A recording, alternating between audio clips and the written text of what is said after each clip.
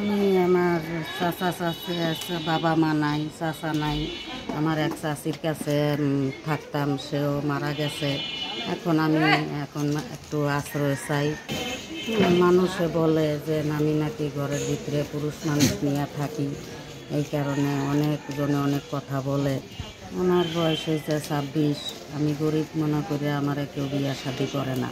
যদি এমন কোনো দয়ালু ব্যক্তি থাকেন, অসহায় মনে করে বিয়া শাদি করেন, পাশে দাঁড়ান। তার যদি বয়স বেশি হয়? বয়স বেশি হইলে আমার কোনো সমস্যা নেই। আপনার এখন দরকার একটু থাকার আশ্রয়, এই তো আমার একটা থাকার ঘর দরকার আর কিছু। আসসালামু আলাইকুম দর্শক, আপনাদের প্রীতীয় শুভেচ্ছা জানিয়ে শুরু করছি আমাদের আজকের প্রতিবেদন। তো দর্শক, দেখতেই পাচ্ছেন আমাদের সামনে এক আপু দাঁড়িয়ে আছে। আমরা তার গল্পটা শুনবো, জানবো আপু কেন আমাদের ইউটিউবের মাঝে আসলেন, তিনি কি বলতে চান। আপু আসসালামু আলাইকুম, কেমন আছেন? যাক, ভালো থাকলে ভালো। তো আপু কথা বলতে মনে হচ্ছে একটু কষ্ট হচ্ছে, কি শরীর খারাপ নাকি? শরীর একটু অসুস্থ আছে। আচ্ছা, নাম কি আপনার? ঝুমা। ঝুমা, খুব সুন্দর নাম। তো ঝুমা আপু থাকেন কোথায়? আমি থাকি গাজীপুর চৌরাস্তা। আচ্ছা, ভাড়া বাসা না নিজের জায়গা জমি আছে? ভাড়া বাসা। ভাড়া বাসায় থাকেন। ইউটিউবে কেন আসলেন বলেন? ইউটিউবে আসছি, ভালো যদি একটা মনের মানুষ পাই, সে যদি আমার বিয়া শাদি করে, তার কাছে বিয়া শাদি বসবো। আমি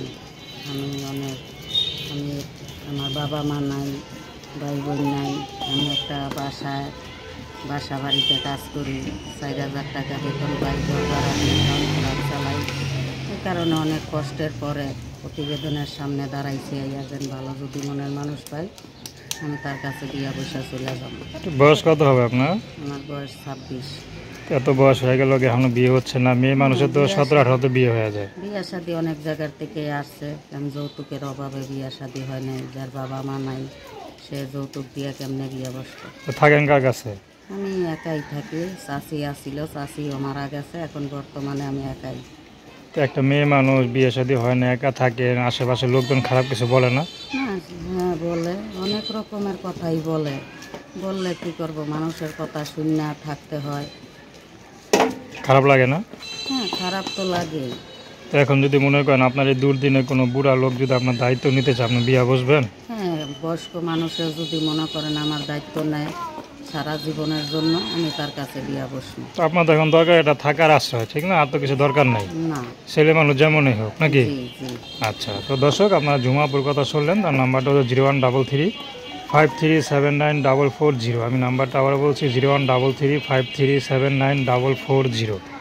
তো দর্শক, প্রেম ভালোবাসা, সাহায্য সহযোগিতা, বিয়ে শাদী করা একান্ত আপনাদের ব্যক্তিগত ব্যাপার।